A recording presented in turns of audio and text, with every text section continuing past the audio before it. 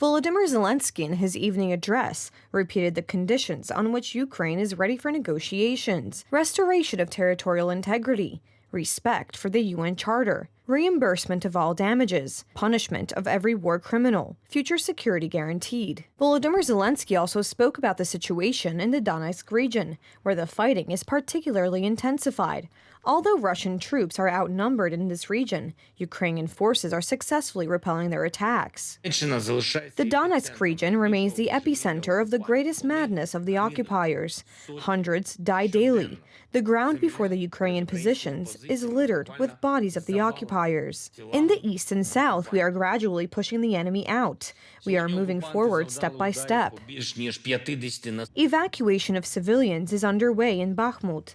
In the vicinity of the city, the fights are very intense. On Saturday, over 100 tons of food were delivered from Russia to the occupied Lysychansk. The aid, however, went not to civilians, but to the Russian military contingent. We resumed the evacuation of residents from the districts closest to the line of fire. The living conditions here are terrible. No electricity, no heating. This forces people to leave their homes. The evacuation continues. The situation is also difficult in Avdiivka. In this area, members of the Russian Wagner group were engaged in the fight. According to estimates by local authorities, only 10% of the city's inhabitants remained in the city. Russian forces are effectively repulsed, but Ukraine is also suffering losses. You hear the explosions yourself. The Russians are crowding there. Close-range fights take place in the area. They bombard both our positions and Avdiivka. The military situation becomes more and more difficult. Considering the advantage of the Russians in terms of the amount of equipment and numbers, it can be said that we are defending ourselves heroically.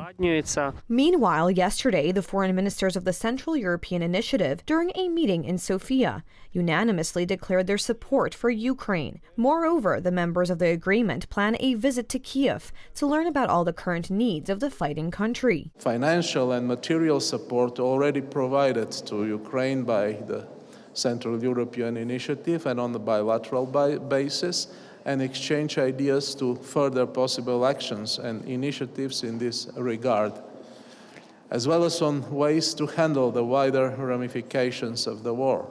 Today in the U.S., the so-called midterm elections have taken place. The result of the vote may determine further support for Ukraine. Meanwhile, a close associate of Vladimir Putin, Yevgeny Prigozhin, reports that Russia tried to influence the outcome of the U.S. elections, with the result unfavorable for Ukraine. The United States' support for Ukraine will be unflinching and unwavering. That's what we believe, and that's how we see this going forward.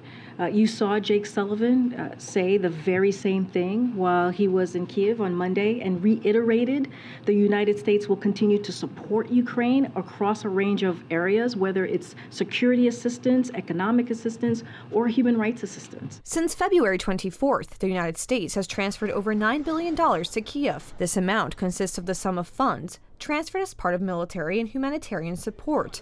The impact of Western aid on the course of this conflict is considerable. That is why the Ukrainian government is waiting tensely for the results of the U.S. elections.